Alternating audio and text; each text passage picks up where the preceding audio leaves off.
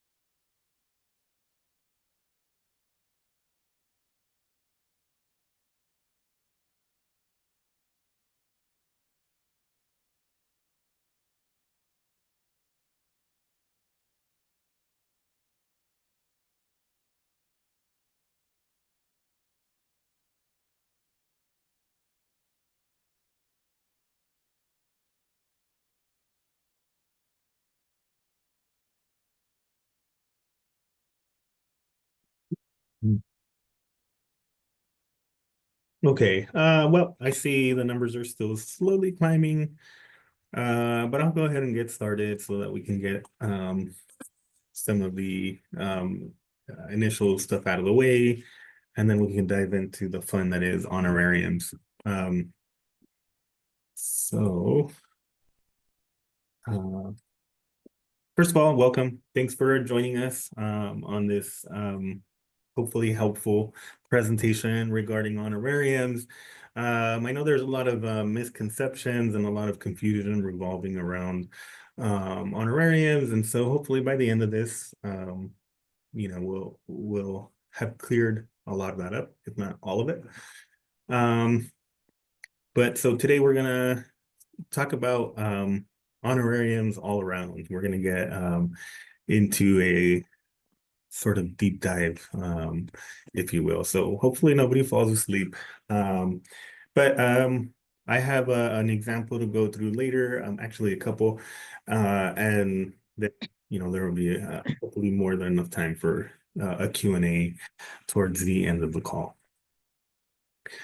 So to get started, what is an honorarium, right? I think that's the main question that needs to be sort of answered when you're starting this process of whether or not you have an honorarium or the inverse, which would be a service payment, if you will. So like an independent contractor relationship. So an honorarium is meant to be gratuitous. It's a gratuitous payment. It's saying hey, I have this speaker. They're, really good in their field, and I'd like for them to come talk at either my class or say, for example, like a workshop or something along those lines. And I may not be able to, afford their normal speaking fee if there is one, but I want to be able to pay for something. Usually the intent is to help cover their like travel or whatever. But it's a token of appreciation. And the reason I'm saying that so many times is because the one thing that an honorarium isn't is it's not a legal requirement. There's no contract, there's no relationship, there's no need for us to make that payment. Not that we won't make it, but that if for some reason we couldn't, there wouldn't be a legal obligation to do it. There's no recourse, if you will.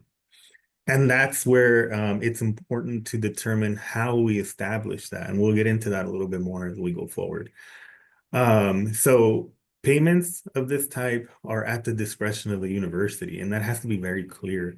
If somebody is under the impression that they're getting this fee for a service and there's a legal claim there, then we need to take a step back and analyze whether we should actually be moving this engagement into a service type engagement. So outside the honorarium, whether that requires a PO or, whatever that case is, that's a separate situation.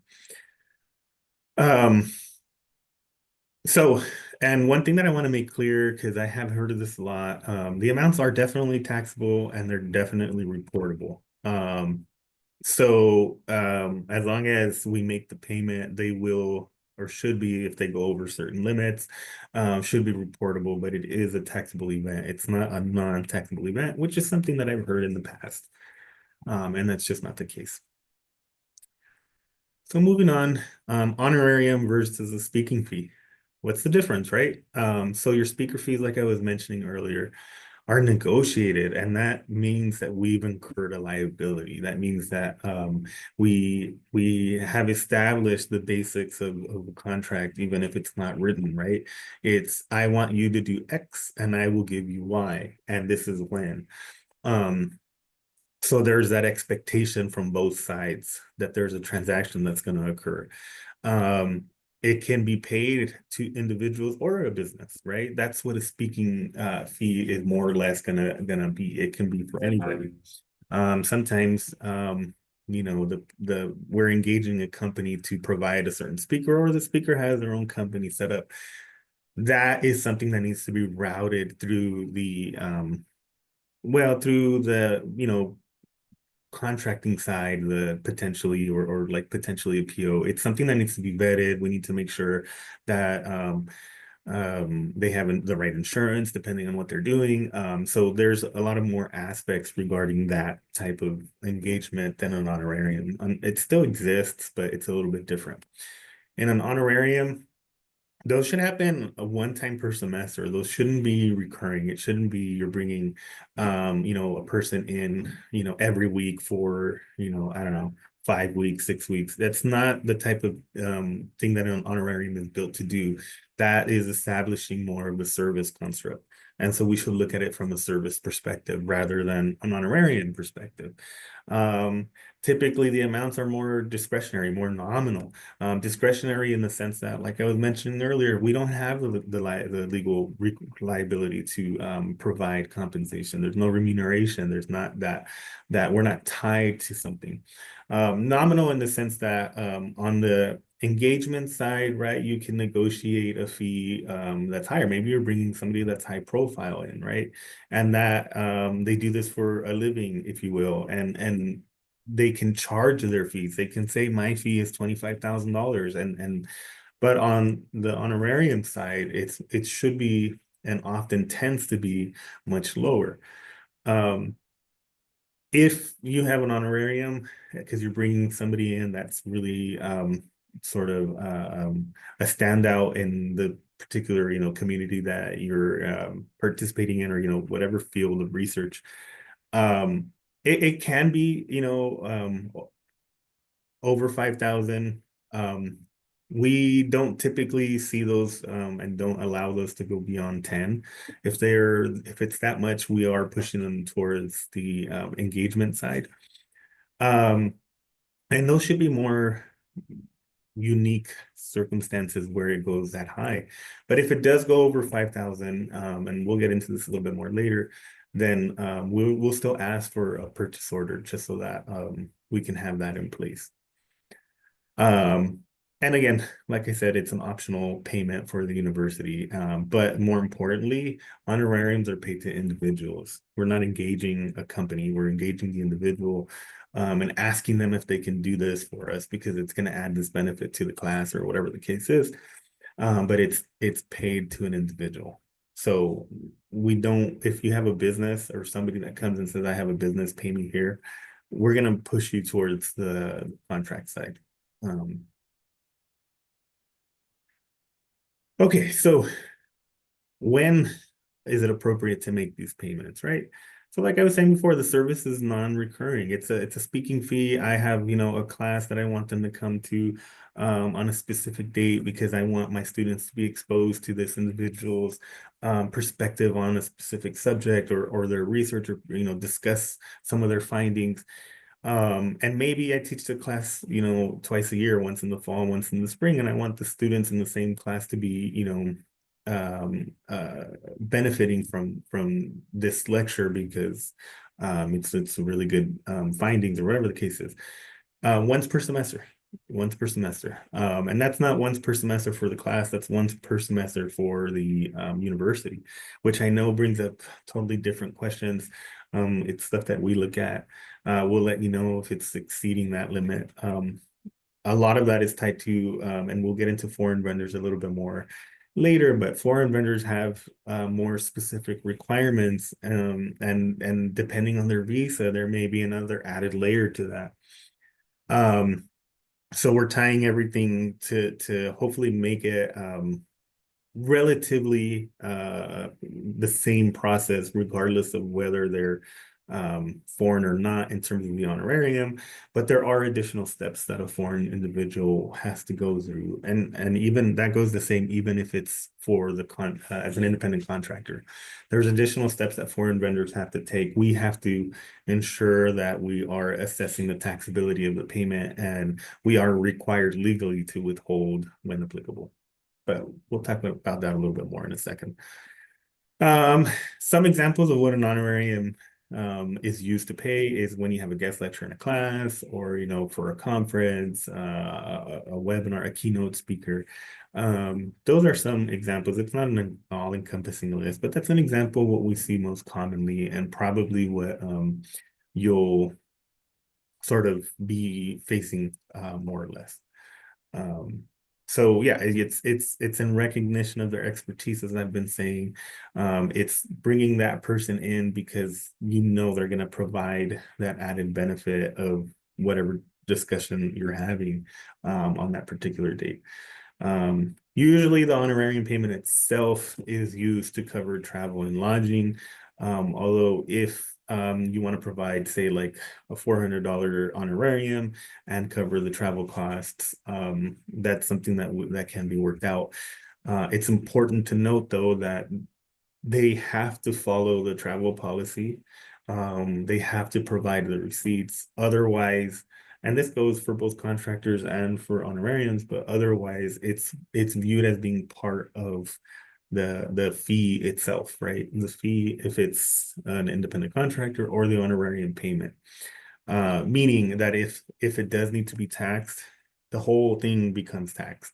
And because in the travel perspective, even if you're saying it's a reimbursement, if those receipts are not provided or they're breaking the policy in any way, and there is a taxable obligation, that means if they spent $1,000 to get here and they're expecting $1,000 to be reimbursed, it's going to be cut down by whatever tax rate we are required to withhold by. And that puts the situation at odds. And there's ways around it, but if you have questions, the reason I'm pointing this out is come and ask, and let's talk about how to help you get what you need done, rather than trying to get it done after the fact, because then we're trying to run to sort of address the issue. And like I was saying earlier, honorariums should not exceed $10,000, but when they do exceed five, then we ask that you talk to our partners in procurement to make sure that a requisition and PO is sort of processed. Okay. So what are the steps to an honorarium submission, right? Well, how do you do it? In general, right, this is a very broad overview, but after you identify the individual and the department has decided what the budget can afford to offer for the honorarium for that particular event, then you want to fill out the honorarium form. The link is in the slides. The slides will be posted, but you fill out the honorarium form on our website. And that has some general information regarding honorariums. And it also covers, we ask for some details regarding, the person that's coming and sort of where they're going to be presenting. I'll show you the form in a minute, but you fill out some basic information there. It has some additional information regarding honorariums if you're interested. But once that's filled out and it's signed, and you're ready to make payment, you're going to attach the honorarium plus any other forms that are required, like say an agenda, or like an invitation letter, something of that nature. You'll attach if you have and I should say this, if you have an honorarium form you're filling out for not just the honorarium fee, but for the travel reimbursement, the receipts, right? So you'll take all of that, you'll attach it to a check request, and you'll submit the check request. And that's how the payment process of it is gonna work through. Now, let's say I'm bringing on a vendor, and either I know or don't know, it doesn't really matter, but we need to make sure that they're set up on the system. There's a process for that, right? You're going to submit a smart sheet request, you're going to initiate the vendor setup, and let your payee know. We're going to need to set you up on the system. You're going to get a link. It's going to have something called a vendor paid data record form, or a 204 form as it's referred to. It's a substitute W-9. It's going to collect some of the information needed so that we can set you up on the system. The form is routed automatically. You don't need to sign it, PDF it, and then email it back. In fact, I urge everybody here to not accept that vendors email that form to you. It's got sensitive data. It's typically not password protected. So if you want to make that part of your practice to tell them it's automatic, don't email it, that would be perfect because we do not want those emailed. The process, once they fill out the 204 form, is automatic. We did a training on vendor setups or vendor onboarding last week. The video should be on the training site. But you need a valid email for the vendor. So you're going to need a valid email for the vendor. You can put, the department contact in case, we have a question or we need to ask for more information, and then fill out the rest of the form. There's a few other pieces that are there that not thinking of right now, but the key factor here is you need their email. Tell them not to email you the form. It's going to be routed automatically. Once they're set up, they'll get a notification that the form has been complete. And then the department putting their information on the smart sheet, they'll get a notification letting them know that the vendor has been set up and is all set. So what do you need for a successful submission, right? Again, and I can't stress this enough, if the honorarium has travel included, make sure that if it's going to be phrased as a reimbursement, that you're ensuring that they're complying with the policy, that they're providing the receipts. Because if any of that is broken, then we have to treat it as part of the payment, and that can lead us into a different situation, which, like I was saying earlier, we can handle it, but in order to avoid delays, it's better if we can set it up from the beginning the right way, right? So ensuring that if you're having this travel reimbursement, that you have the receipts, that they're following the policy, that's going to make sure that this process moves smoothly for you. Very critical honorariums. We can't process them if they're state employees. And if they're students, we have that same potential exposure. If it's for a state employee, it has to run through payroll because of some funny rules, but basically we can't really issue a W-2 and a 1099 to the same individual. So honorarium for other state employees, because we see that sometimes, right? We see where we're inviting a professor from another CSU, for example, that needs to run through the payroll process. It's done through an IFT process. If anybody's curious what that is, we can talk offline, but we just want to make sure that it's clear that if you do have that situation, if we have a situation where we have a state employee, we will stop the process and start running it through the payroll process. So once you complete your check request, as I was saying earlier, and you have all your attachments, you're going to submit it to the email that's on the screen, invoices@fullerton.edu. Include the check request number and the vendor name in the subject line. From there, the process will kick off internally. Like I said, if something is missing or we need something additional, we'll reach out to you. Make sure that whoever is signing your check request and anything else you're submitting, just in general, has the DOA on file. Because if we get a form and it's got the wrong person's signature on it, we're going to kick it back and ask you to get somebody who has approving authority on file to sign. For anybody curious, just in case you don't know, DOA stands for Delegation of Authority. So there's some forms that you can fill out to, or you can check OBIE to see who has delegation of authority for various different things. If you use Adobe Sign to route the forms for signature, that's perfectly fine.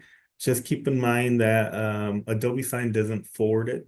You would have to wait until that packet is complete. You're going to download the form along with the audit trail, and you're going to send that over to the email that I referenced earlier. So I know sometimes it's we get lost, and so I just wanted to bring that up. Sometimes we get emails saying, I'd like to check on the status, but it never made its way to us.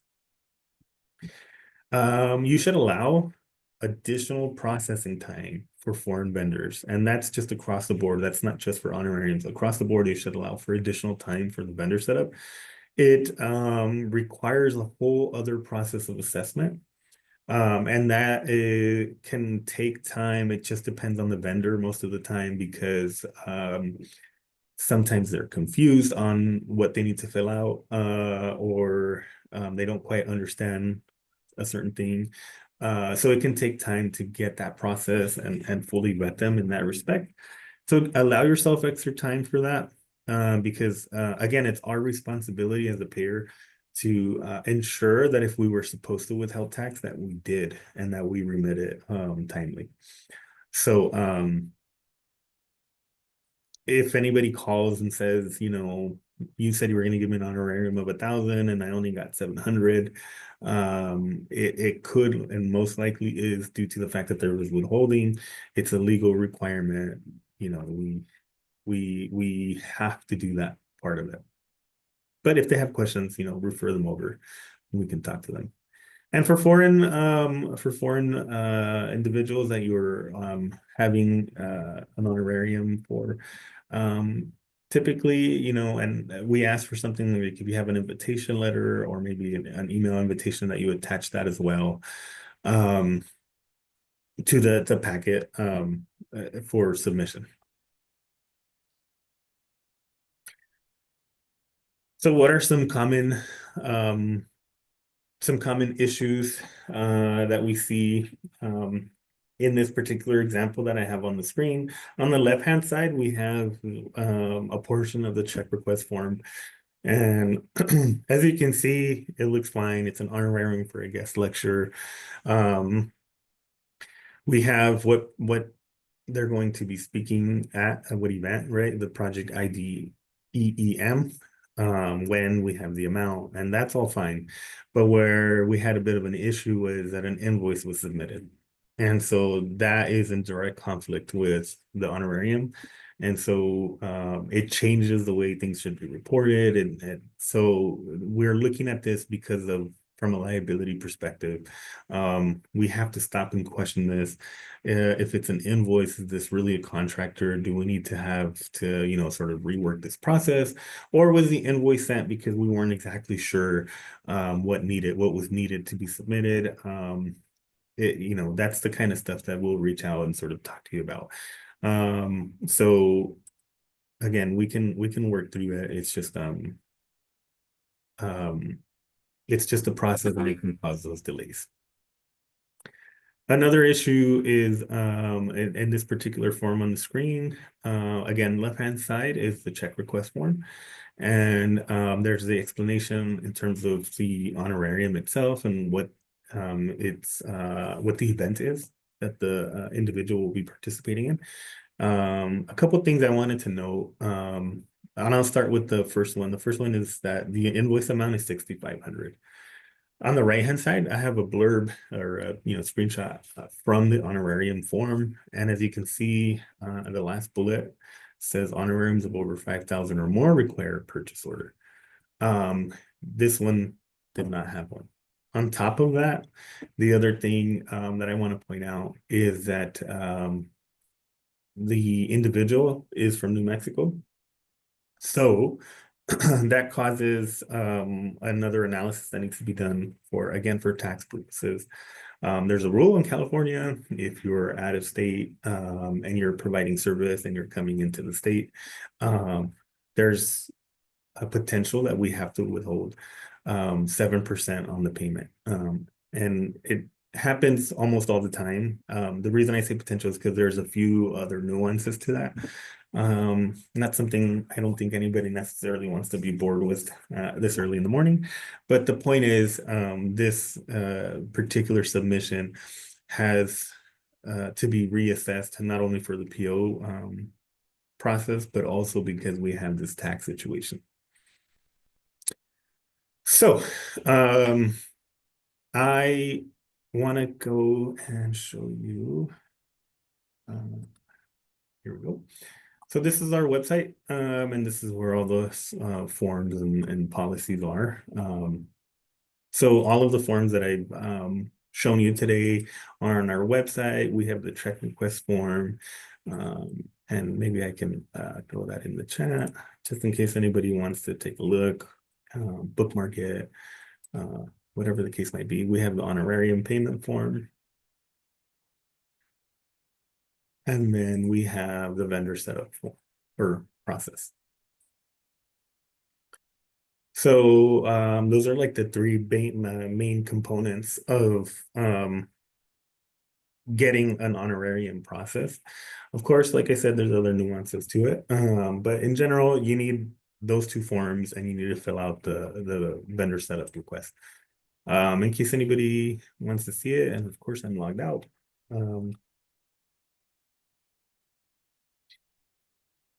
Just so that we can see what the form and the process looks like. So you fill out this information, and when you're done, you're going to get a PDF that looks partially like the one that I showed prior. And I'll show it a little bit more in a second, but this is sort of how you initiate this process and some of the information, one, that you'll require, and two, that's optional for you to fill out the check request form.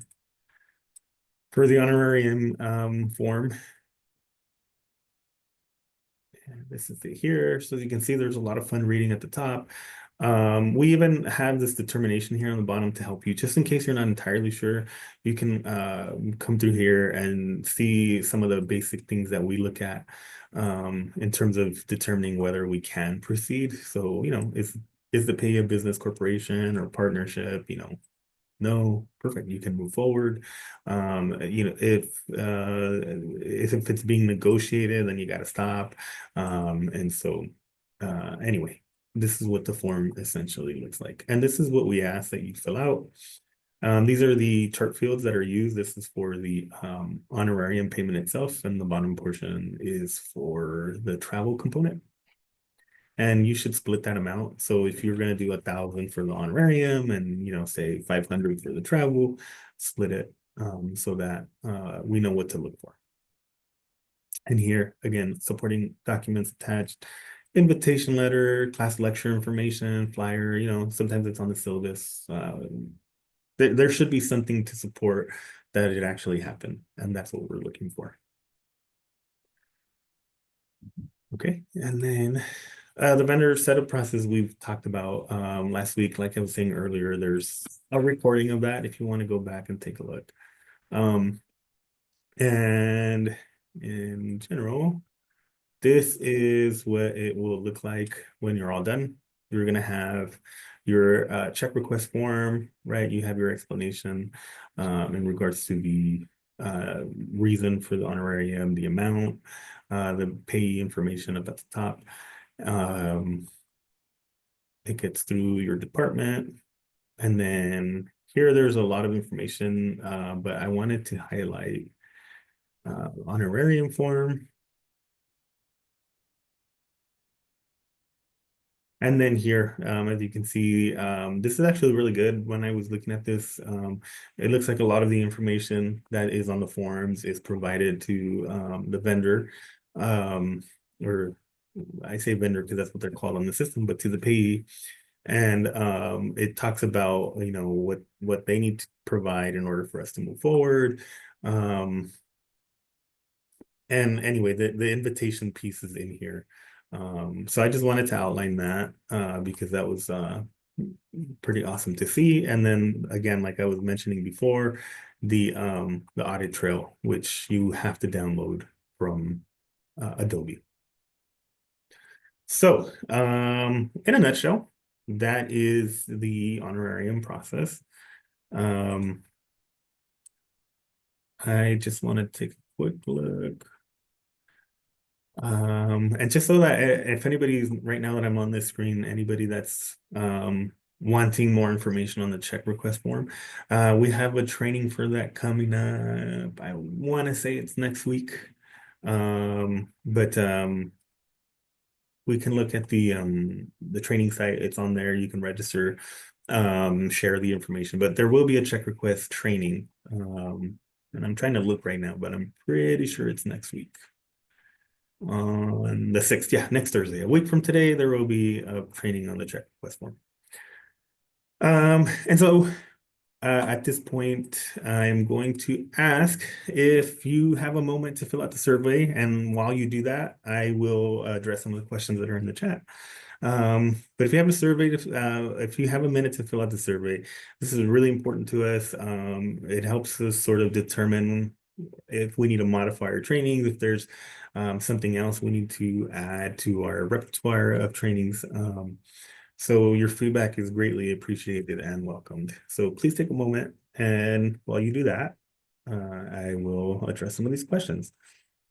So is there anything we should know for in-state versus out-of-state honorariums? Yeah, out-of-state honorariums, kind of like I touched upon earlier, there's a rule that if we have a vendor, just a vendor in general, right? Not specific to honorariums, but a vendor in general that's coming into the state to perform a service, we're required to withhold 7%.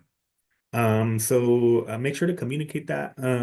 If it's a vendor specific, and in particular, if it's a vendor, contractor, sorry, a contractor in particular, because there's a lot of confusion regarding that. But it's a state, requirement, it's a state law that we assess the payment for the withholding.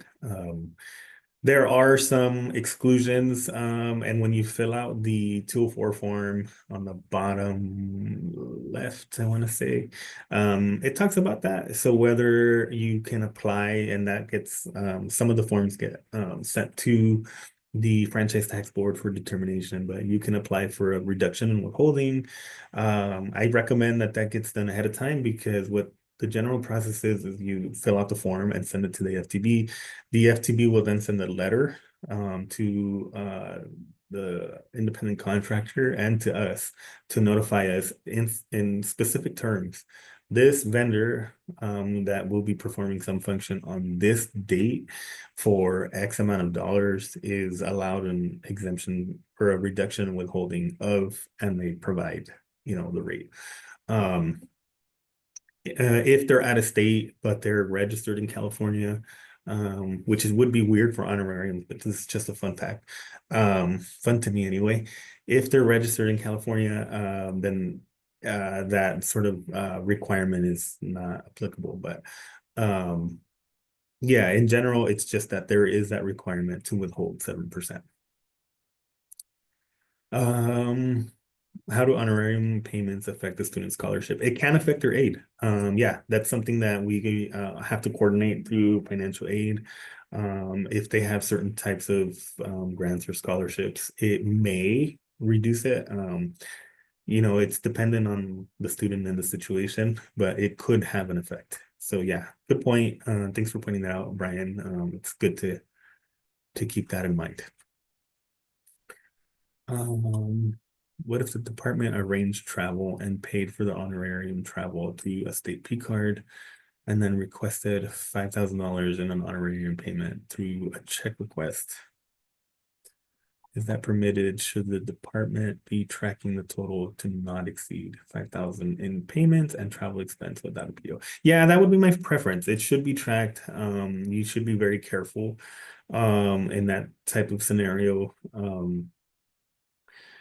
We just need to make sure that our bases are covered. There, like I was saying, once you get to a certain dollar amount, We need to assess it for additional things.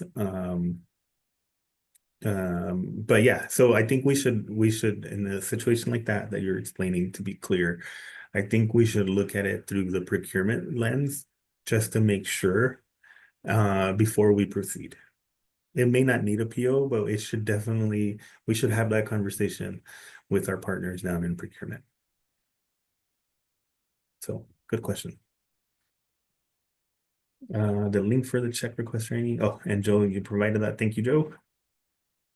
If payment is to another state employee from another CSU using IFT between campuses, can they also be reimbursed for travel via travel for non-employees? If not, how are they reimbursed? No, the answer is no. It really should be done 100% of it should be done through the IFT process. And the reason for that is,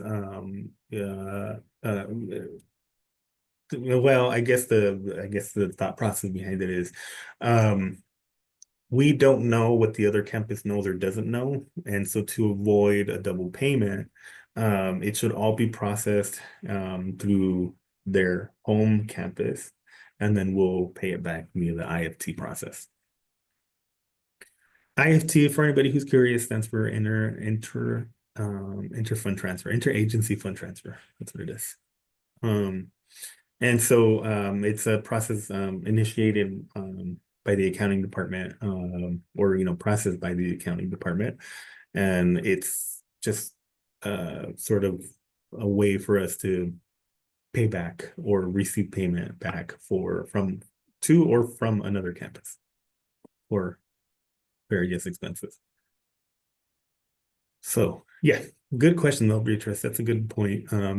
Yeah, the entire thing should be done through the home campus. So those were some great questions. Are there additional questions that anybody might have?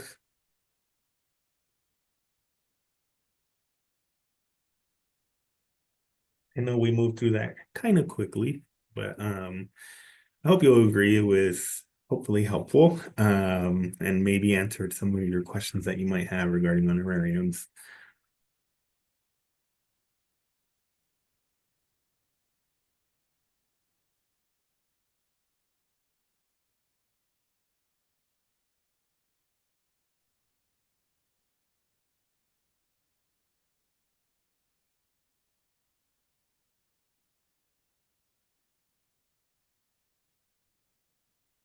Okay.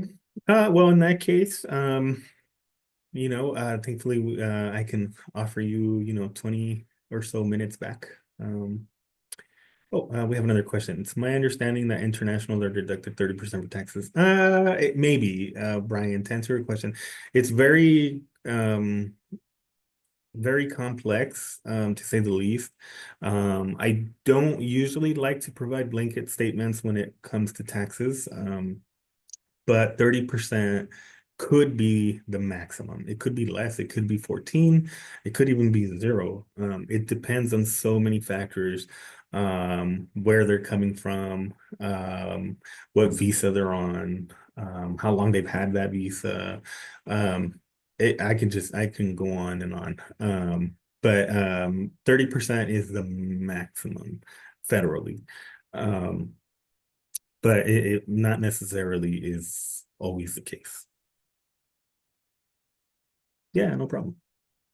And if anybody has questions, outside of this, if there's something you think of later, feel free to reach out. You can send an email to the AP inbox. If I don't think I put that in here. No, I didn't. So it's AP at fullerton.edu if you have any questions, or you can reach out, but AP at fullerton.edu goes to the team as a whole, and then we'll be able to address it.